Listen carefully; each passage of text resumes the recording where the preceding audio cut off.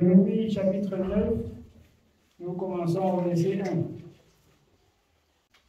Oh, si ma tête était remplie d'eau, si mes yeux étaient une source de larmes, je pleurerais nuit et jour les morts de la fille de mon peuple. Oh, si j'avais au désert une cabane de voyageurs, j'abandonnerais mon peuple, je m'en éloignerais. Car ce sont tous des adultères, c'est une troupe de perfides. Alors, l'homme de Dieu, Jérémie, il dit, si sa tête était pleine de larmes, il devait pleurer. Ou s'éloigner loin dans le désert. Parce qu'il voit le peuple de Dieu périr. Il voit l'adultère. Il voit la désobéissance. Il voit l'incrédulité. Il voit que personne ne donne son attention à ce que Dieu dit. Et c'est pourquoi Jérémie dit, si sa tête était remplie de larmes, il devait pleurer. Pleurer sans se taire. Parce que ceux qui sont destinés à obéir à la parole n'obéissent pas. Ceux qui sont appelés à faire la volonté de Dieu ne le font pas. Dieu se fait un peu. Dieu se choisit un peu. Aujourd'hui, si tu es dans la maison de Dieu, c'est une grâce. Si tu es devant la présence de Dieu, c'est un privilège. C'est que Dieu t'a aimé. C'est que Dieu t'a choisi. Et à toi d'obéir à la parole. C'est pourquoi Jérémie dit, étant dans la présence de Dieu, il voit que les adultères et la désobéissance. Pourquoi est-ce qu'il va pleurer? Parce qu'il voit l'amour que Dieu a manifesté pour son fils. Parce qu'il voit ce que Dieu promet au peuple. Bien-aimé, parti dans le vent. Alors le peuple ainsi abandonne ce que Dieu a dit. Pour faire leur volonté. C'est pourquoi l'homme de Dieu dit qu'il va pleurer. Si sa tête était remplie de larmes, il pouvait pleurer sans se taire. Bien-aimé, ne sois pas dans la maison de Dieu un sujet de distraction. Ne sois pas dans la maison de Dieu celui-là qu'on va remarquer la perdition sur lui. Jésus a dit, vous connaîtrez ceux qui le servent par leurs œuvres. C'est pourquoi dans le prophète Ésaïe, il dit, reformons nos voies. Retournons à l'Éternel. Si nous avons péché, si il a déchiré, il va penser, il va pardonner, il va racheter, il va sauver. Il n'est pas bon pour l'homme chaque jour d'être rebelle. Dieu a fixé un temps pour toutes choses. Un temps a été pour toute la nation de se reculer de Dieu. Et Dieu a trouvé aussi un temps de montrer à la nation qu'il pardonne et que la nation revient. C'est le temps pour toute la nation entière de revenir à Dieu. C'est le temps pour tout le peuple de retourner à son Créateur. Le peuple donne son attention plus à son travail et à sa richesse. Chacun veut voir son compte bancaire prendre la taille. Chacun se confie dans ses biens. Chacun regarde si ses enfants ont réussi.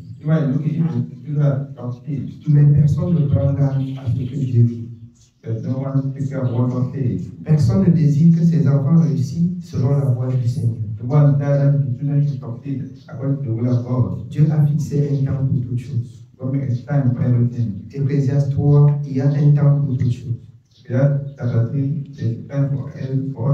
De même qu'il y a eu le temps pour les hommes de s'éloigner de Dieu. Dieu, dans son amour, n'a pas laissé le peuple aller très loin de lui. Et en ce temps de la fin, par Jésus-Christ, il appelle le peuple de retourner à lui. C'est pourquoi, Ésaïe chapitre 1, au verset 8, alors par Ésaïe, il dit, même si tes péchés sont noirs comme la cramoisie, il te pardonne. Peu importe ce que vous avez touché, peu importe le degré de votre désobéissance, l'Éternel, votre Créateur, veut que vous retourniez à lui.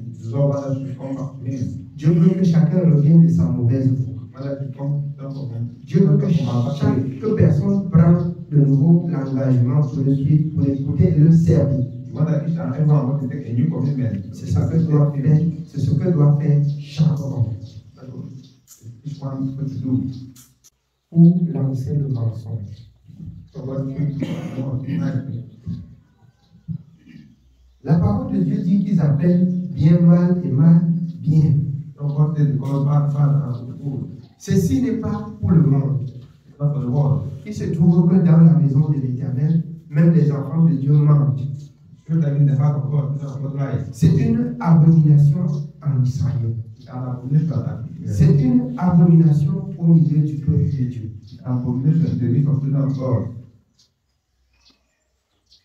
Alors, Zacharie 8, 16. Voici ce que vous deviez faire. Que chacun parle à son prochain selon la vérité. Voilà pour se faire connaître les enfants de Dieu. Les enfants de Dieu disent la vérité. Le Seigneur, dans Romains 13, 8, ne devait rien à personne, si ce n'est de vous aimer les uns les autres.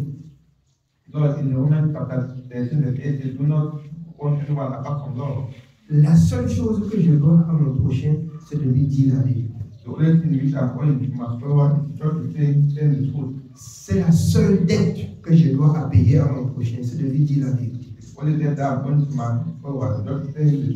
Même si quelqu'un a fait n'importe quoi, tu lui dis la vérité, c'est la vérité qui peut l'aider. C'est la vérité qui peut t'aider. Tout le reste des choses dans le monde. Si tu as des dettes, tu payes. Tu as n'importe quoi à quelqu'un, tu rends. Et tu ne dis pas la vérité, c'est que tu n'as rien fait. Certes, tu ne dois rien redevoir à quelqu'un, mais tu dois aussi dire toute la vérité à quiconque se présente. Dieu se résume dans la vérité. Dieu, c'est un Dieu de justice.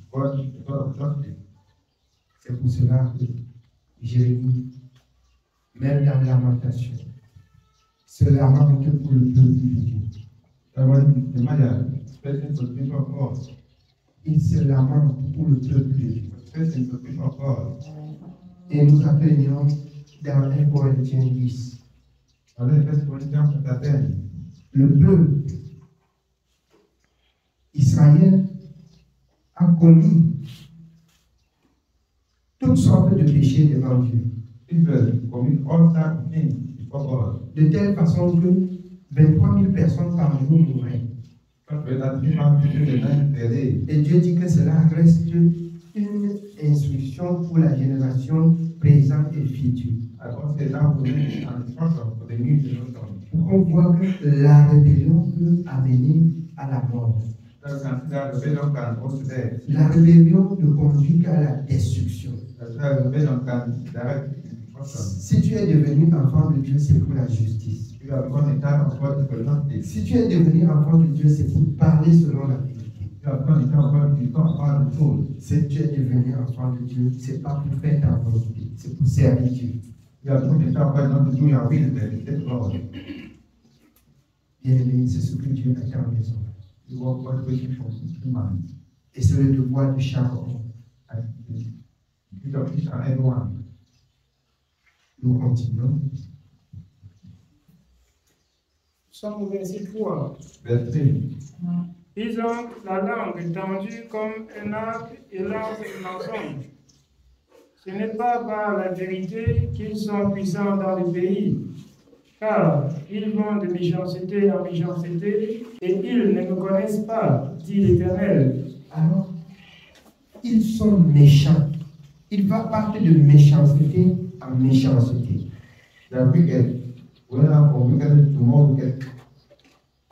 Et c'est le peuple de Dieu. Ils sont au service de Dieu. Et le Seigneur dit, ils partent de méchanceté en méchanceté. On ne sert pas Dieu dans la méchanceté. On ne sert pas Dieu comme on dit. On va servir Dieu selon la parole de Dieu. Certes, beaucoup de serviteurs vont vous dire ceci. Venez, on va prier pour vous. Toutes les prières qu'on peut élever sur toi quand tu es dans le mensonge, bien-aimé, selon le livre de Proverbes, n'est qu'une abomination.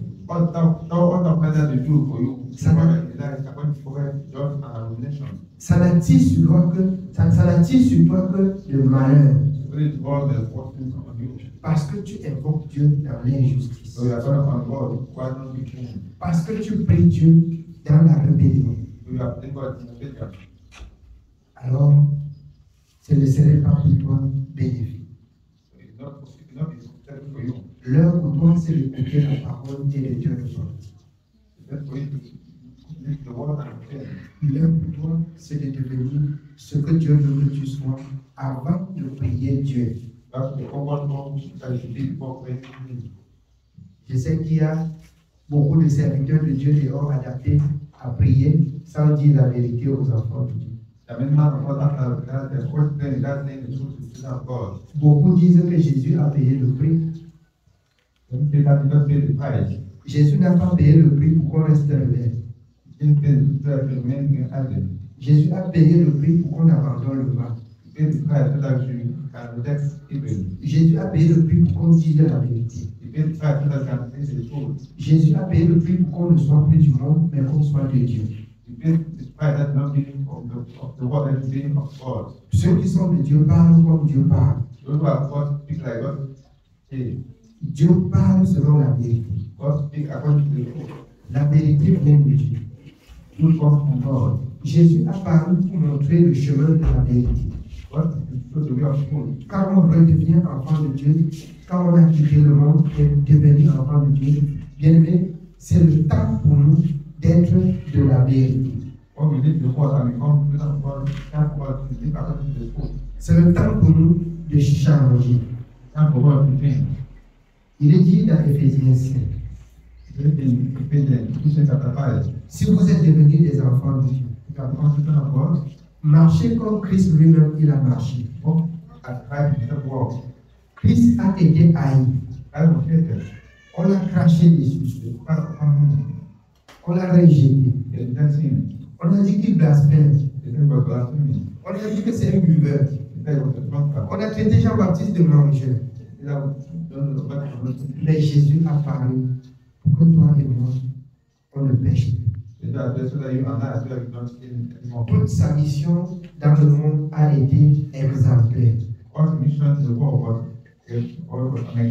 Il a parlé pour montrer le chemin de marcher sans mentir aux hommes qui le suivraient. Amen. Si quelqu'un veut suivre Dieu, il doit marcher comme Jésus a marché. Il n'y a pas eu dans sa bouche le mensonge. Il n'a pas eu dans sa bouche le oui et le non.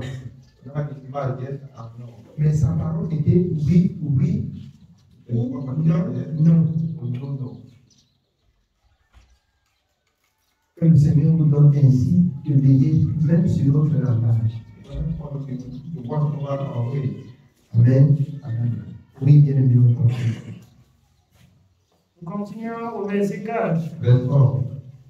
Que chacun se tienne en garde contre son ami et qu'on ne se fie à aucun de ses frères, car tout frère cherche à tromper et tout ami répand des calomnies.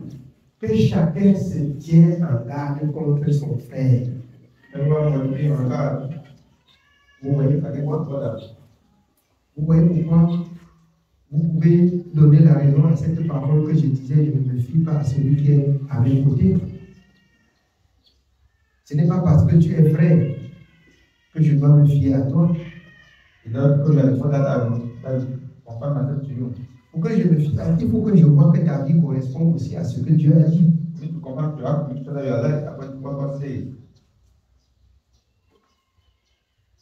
Un frère tend le piège à son frère. Le frère cherche à tromper son frère.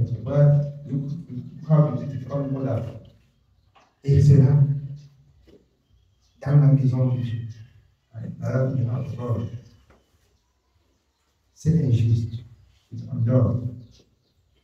Oui, bien dit.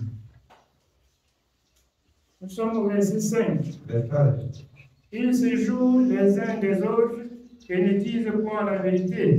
Ils se jouent les uns des autres et ne disent point la vérité. C'est-à-dire, je te jongle, tu me jongles. Et après, on dit qu'on est des enfants. Nous ne sommes que des menteurs. Nous ne sommes que des impétueux.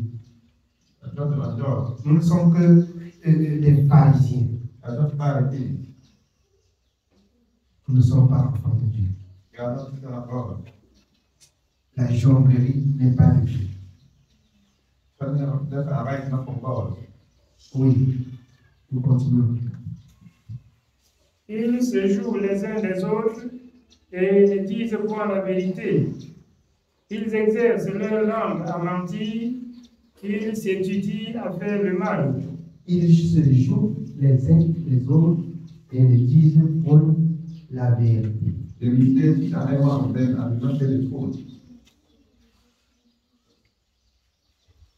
Ils se jouent les uns les autres et ne disent point la vérité. Et après, on dit qu'on est enfant de Dieu. Oui, bien. La primeur est au sein de la fausseté. C'est par fausseté qu'ils refusent de me connaître, dit l'Éternel. C'est pourquoi ainsi parle l'Éternel des armées. Voici, je les sonderai, je les éprouverai, car comment agir à l'égard de la fille de mon peuple? Je les sonderai. Dieu dit qu'il va les sonder. Il s'agit ici de ceux qui sont dans la maison de Dieu pour jouer.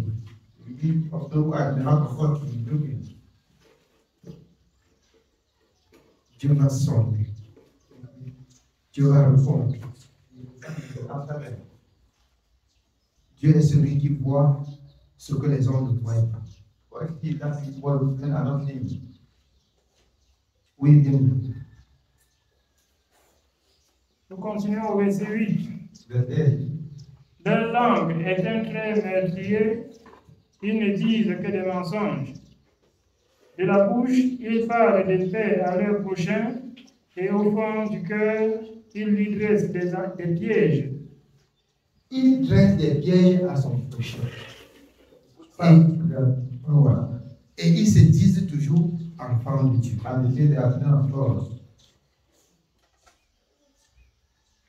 Amen. Ils se disent toujours enfants de Dieu. Oui. Au verset 9, ne l'ai-je qu'attirerai-je pas pour ces choses-là, dit l'Éternel, ne me vengerai-je pas d'une pareille nation? Dieu dit, est-ce qu'il doit continuer à les regarder comme ça? Est-ce qu'il ne doit pas se venger d'une telle nation? C'est pour que nous apprenons qu'il n'y ait pas de fausseté au milieu en tant qu'enfant de Dieu.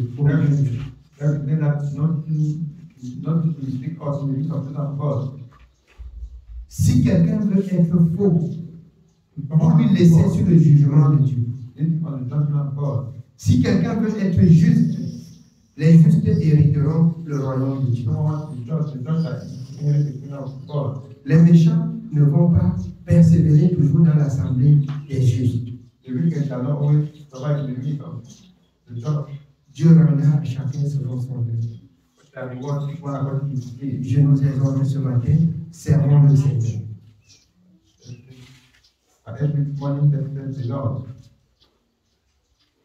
Oui. Continuons au verset 10. Sur les montagnes, je veux pleurer et gémir. Sur les plaines du désert, je prononce une contrainte. Car elles sont brûlées, personne n'y passe, on n'y entend plus la voix des troupeaux. Les oiseaux du ciel et les bêtes ont pris la fuite, ont disparu. Je ferai de Jérusalem un morceau de ruine, un repère de chacal, et je réduirai les villes de Juda en un désert sans habitants. Où est l'homme sage qui comprenne ces choses, qu'il le dise, celui à qui la bouche de l'Éternel a parlé? Pourquoi le pays est-il détruit, brûlé comme un désert où personne ne passe? L'Éternel dit, c'est parce qu'ils ont abandonné ma loi que j'avais mise devant eux. Alors, étant dans la maison de Dieu, écoutant les instructions de Dieu, et qu'on abandonne ce que Dieu a dit.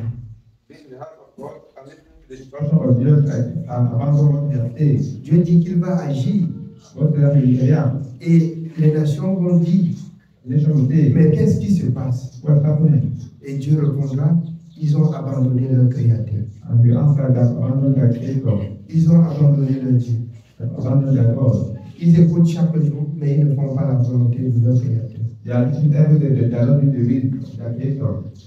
Que le Seigneur nous accorde la grâce pleine. D'être unis dans l'esprit. De servir Dieu selon la parole de Dieu. Amen. Oui. Verset 13. L'Éternel dit, c'est parce qu'ils ont abandonné ma loi que j'avais mise devant eux, parce qu'ils n'ont point écouté ma voix et qu'ils ne l'ont point suivi, parce qu'ils ont suivi les penchants de leur cœur et qu'ils sont allés après les balles, comme les pères de leur ont appris. Alors, ils n'ont pas suivi les voies de l'Éternel. L'Éternel s'est fâché. Ils ont suivi plutôt les abominations du monde. Le monde est abominable. Si le monde n'était pas abominable, pourquoi un peuple se lève contre l'autre peuple? Pourquoi on ne peut pas se lever pour regarder ensemble dans ce que Dieu a dit et trouver la solution?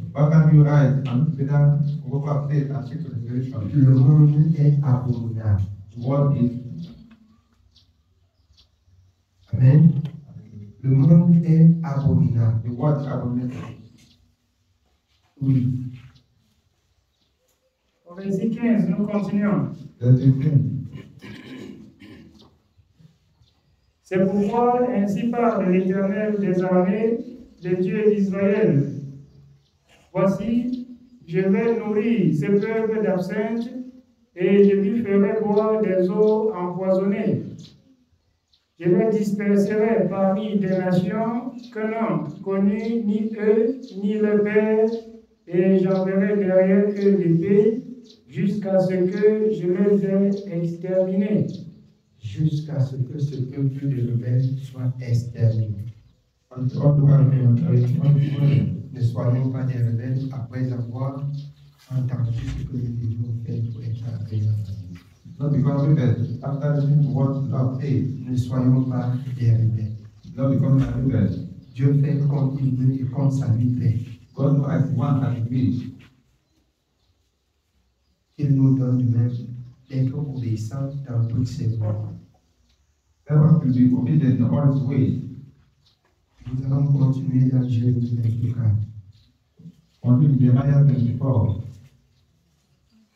À partir du premier verset. at on that one.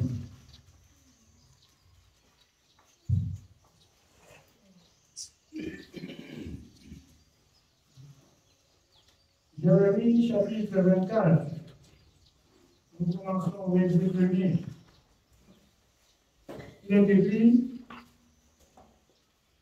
L'Éternel me fit voir 2 paniers de figues posés devant le temple de l'Éternel. Après que Nebuchadnezzar, roi de Babylone, eut amené de Jérusalem et conduit à Babylone Jéconia, fils de Joachim, roi de Juda, les chefs de Juda, les charpentiers et les serruriers. L'un des paniers contenait de très bonnes figues, comme les figues de la première récolte, et l'autre panier de très mauvaises figues, qu'on ne pouvait manger à cause de leur mauvaise qualité. L'Éternel me dit: Que vois-tu, Jérémie? Je répondis: Des figues. Les bonnes figues sont très bonnes, et les mauvaises figues sont très mauvaises, et ne peuvent être mangées à cause de leur mauvaise qualité. La parole de l'Éternel me fut adressée en ces mots: Ainsi parle l'Éternel, le Dieu d'Israël. Comme tu distingues ces bonnes figues, ainsi je distinguerai pour leur être favorables les captifs de Juda que j'ai envoyés de ces lieux dans le pays des Chaldéens. Je les regarderai d'un œil favorable et je les ramènerai dans ce pays. Alors, je voudrais qu'on comprenne bien quelque chose. Father, to let me careful about something. Dieu a laissé aussi le monde rebelle aller dans sa rébellion. All the control will go away there. Son peuple, il s'est rebellé et à un moment donné, il a dit: Je vais les ramener. People were in rebellion. And the same time that Je vais les ramener dans ma maison. I put them back in my house. Et je vais prendre soin d'eux. I will take care of them. Je vais nous dire le soin que Dieu nous donne. I think the care that God gives us. C'est la parole. Sur chaque chose qu'il faut la parole et que Dieu nous donne. Et une fois qu'on aurait perdu le fil de la parole, ce serait la catastrophe. The more when we are on the lost of the word, and when we miss the sight of the word, we are in destruction. Dieu dit qu'ils étaient allés, ils étaient retenus captifs, comme nous étions captivés par le monde. God carried the capture as well as captured by the world. Et Dieu a fait grâce. And God makes it pay. Nous voici ensemble. It's power. Oui, bien aimé. Nous sommes au verset 6. Verse 8. Je les regarderai d'un œil favorable et je les ramènerai dans ce pays. Je les établirai et ne les détruirai plus. Je les planterai et ne les arracherai plus. Je leur donnerai un cœur pour qu'ils connaissent que je suis l'Éternel. Ils seront mon peuple et je serai leur Dieu s'ils reviennent à moi de tout leur cœur. C'est conditionnel. Beaucoup peuvent revenir, mais pas de tout leur cœur. S'ils reviennent à moi de tout leur cœur, il y a ici la volonté de l'homme. Pour que l'homme ne dise pas, je suis entré dans la maison de Dieu, pourquoi ma vie est telle, pourquoi ma vie est telle. Ta vie est ce que ta vie est à cause du réserve aussi que tu as laissé dans ton cœur. Tu as réservé quelque chose dans ton cœur et c'est ça qui détruit ta vie. Tu as retenu quelque chose dans ton cœur de mal et c'est ça qui t'épuise. S'ils reviennent de tout leur cœur, dans Jérémie 29, l'Éternel parle encore de la même manière. Dans son verset 11, il dit qu'on va prier, il va exaucer. Et alors, si on revient vers lui de tout notre cœur, il se laissera trouver.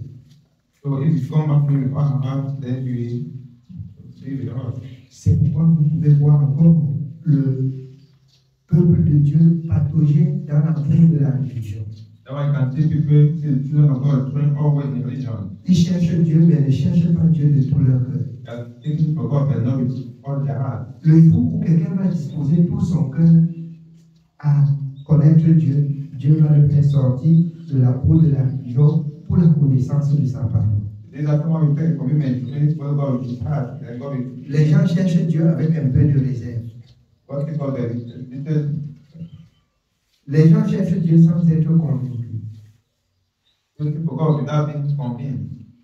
Moi-même, au départ, quand j'ai commencé, quand je devais voyager, on m'a amené voir un homme de Dieu. Moi, je pensais que c'était aussi une forme de magie. Si bien que je disais, montre-moi les passages. Si je suis de l'autre côté de l'Occident et qu'il y a un problème, il faut que les passages aillent et le problème est résolu.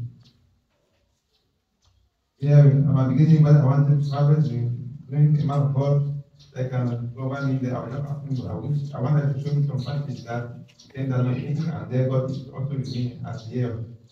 J'ai dit, si on m'appelle, on dit qu'il y a la tradition sur moi, je fais comme. If you come and say, I have some tradition to do, what I do? Montre-moi les passages que je vais lire. Some passage that I will read. Et la tradition s'efface. And tradition will be read. Je rends grâce à Dieu. Thank God. Parce que même étant dans la religion et avec du zèle, et ce pasteur aussi dans la religion, avec moins de connaissances, j'ai pu quand même saisir quelque chose. Being in religion, even religion with disease, even this man of God, the few of knowledge, at least I have something by God doing. Il m'a seulement dit, Jésus, qu'on parle de Jésus, a été le sacrifice de l'humanité.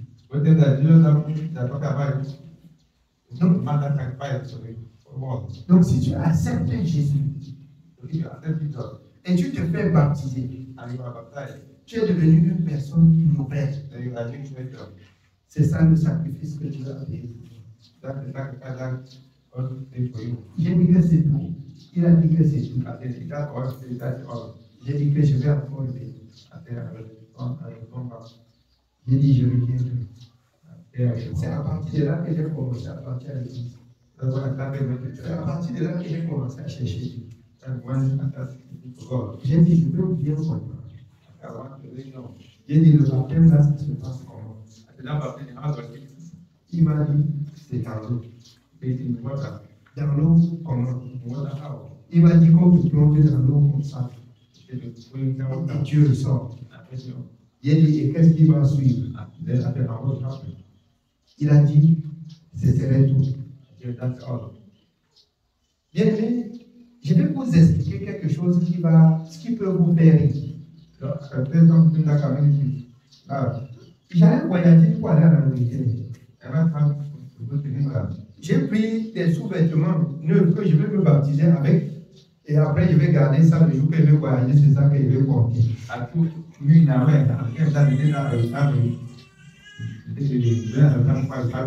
veux attirer notre attention. Ça veut dire que je cherchais Dieu, mais je n'avais encore rien compris.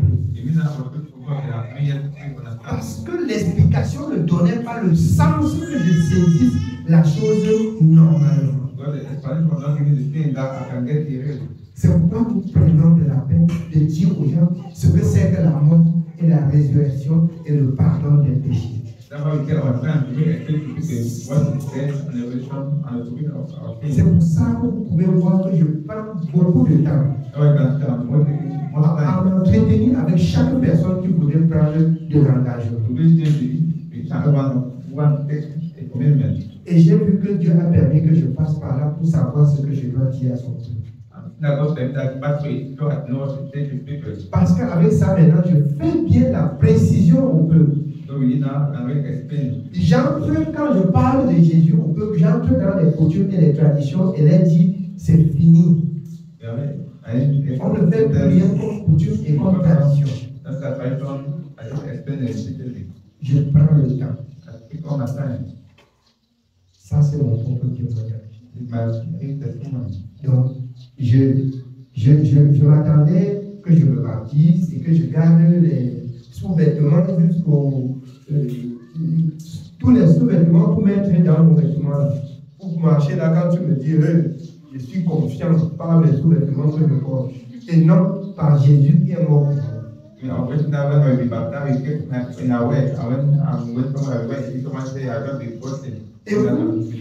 Et je vais vous dire quelque chose. Ça, c'était la première fois que je me faisais baptiser. Ça ne m'a pas convaincu. Je suis allé encore dans une autre religion. Ce que j'ai fait, c'est que j'avais acheté un téléphone portable Nokia 9. En ce temps-là, je crois que c'était à une 60aine de mille. Et un gars ne travaillait pas, c'était beaucoup d'argent pour moi. J'ai prié Dieu que la première fois, j'ai été compris. Si ceci, c'est sa volonté qui me fait savoir.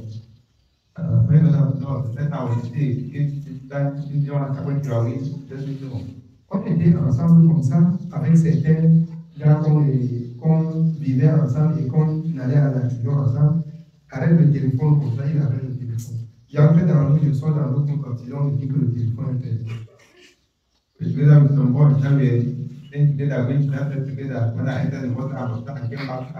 Ça n'avait pas fait 2 jours, 9 dans le carton. Je n'avais plus l'argent pour acheter l'eau. On me dit que c'est sorti perdu. Bien-aimé, je suis resté comme ça. J'ai transpiré. J'ai eu froid, j'ai eu chaud. On était là et j'ai dit dans mon cœur que le message là est bien passé. J'ai dit que Dieu a bien répondu. J'ai compris que là où je parlais, Dieu n'y était pas. Comme il parle tantôt d'une manière, tantôt d'une manière. J'ai quand même fait la tête pour faire encore quelques séances de prière. Quelques séances de prière comme ça. Quand le Père est revenu, je l'ai expliqué tout. Il a souri. Il a dit, tu as prié Dieu et Dieu t'a répondu. Ça, c'était le deuxième matin. C'était le deuxième matin. Quand j'ai passé le temps avec le Père, rien que les premiers rendez-vous, Dieu m'a dit, écoute bien cet homme. Au deuxième rendez-vous, Dieu m'a donné un passage. Quand le Père est parti, il m'a dit, Dieu lui a demandé de rentrer me chercher. Il est revenu me chercher. Après quelques temps, je suis allé à l'ouest. After some time, I went to the west. Dieu a confirmé que vraiment c'était le chemin par lequel je devais servir Dieu. God made affirm that was the way which of what they came. À plusieurs reprises, quand je suis allé à l'ouest, When I went to west, je l'ai expliqué le cheminement de tous mes baptêmes. I explained about my ways of baptism. Il a pris la parole de l'Éternel. Cette fois-ci, les autres me disaient seulement comment je dois me baptiser dans l'eau. Mais sans lire un passage qui me montre ce que c'est que le baptême. C'est quand le Père prend la parole, il lit ce que c'est que le baptême. Quand je comprends que tout le reste des fois, je partais vers la vie. Je partais comme à la tradition, comme on partait casser les œufs sur la tête des gens. Le soir qu'il lisait la parole, il était autour de 18h30, 29h comme ça.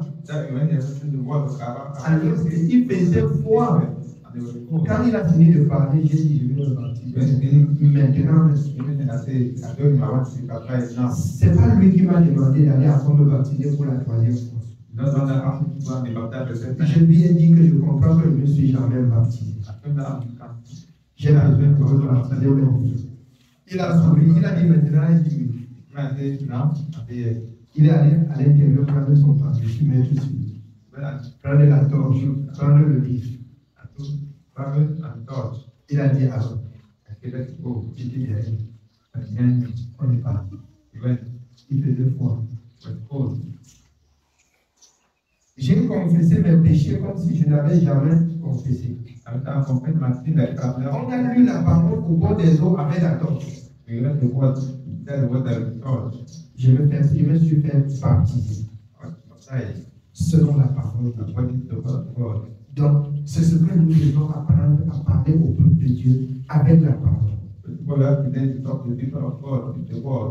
Je ne peux pas dire que c'était le troisième baptême, parce que tout le reste n'était que le lavage, ce n'était pas le baptême.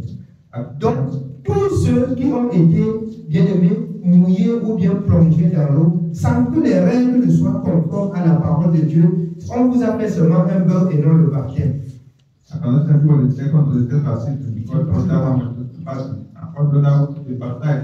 n'est pas le baptême. C'est à François là que j'ai compris que le baptême se fait au nom de Jésus. J'étais déjà baptisé 2 fois, mais je ne connaissais pas ce que c'est que le baptême. Et j'avais fait des grandes religions.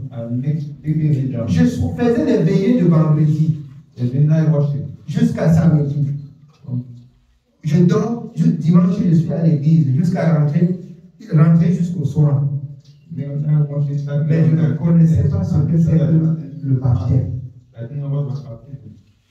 Quand tu me demandais, je dis je suis né de nouveau. Naître de nouveau comment? Non, on m'a baptisé dans l'eau. Tout le monde croit que baptiser dans l'eau est déjà synonyme de naître de nouveau. Si tu es baptisé dans l'eau et que ce n'est pas conforme à la parole, dans Romains 14, 23, tout ce qui n'est pas le fruit d'une conviction est péché. Si tu n'es pas convaincu sur le baptême que tu prends l'engagement, c'est que c'est faux. Il faut qu'on te dise ce que c'est que le baptême jusqu'à ce que ça te convainc. Non pas qu'un homme te convainc par sa sagesse, mais que la parole qu'on lise te convainc. Amen. C'est ce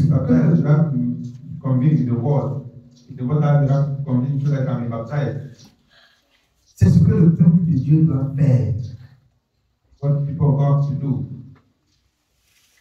Donc là où je suis convaincu que je suis mort et ressuscité avec Jésus. Je n'ai plus les doutes dans mon cœur.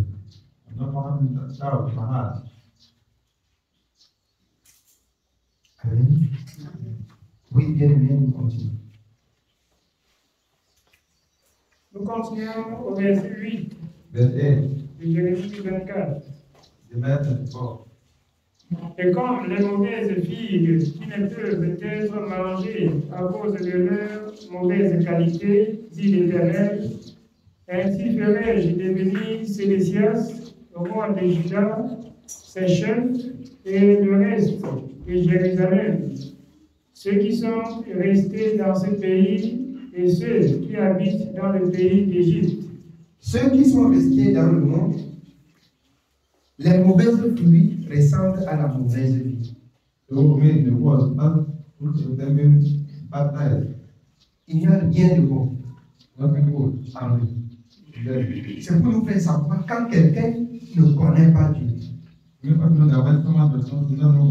N'attendez de lui rien de bon. Il peut par exemple faire ce qui est bien, mais sa nature c'est le mal.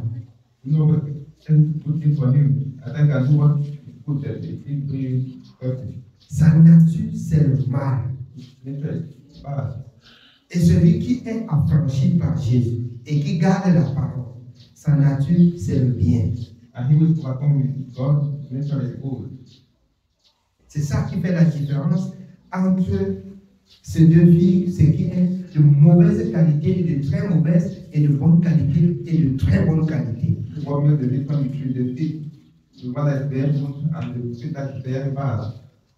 Amen.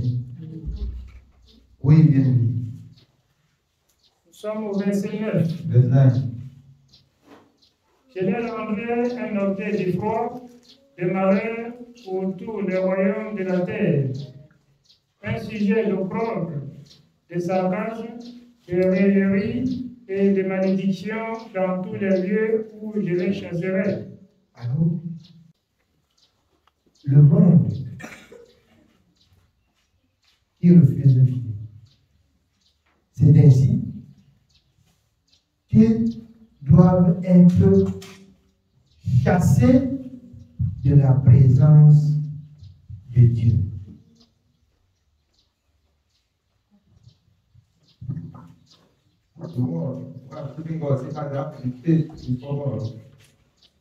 Très loin de Dieu.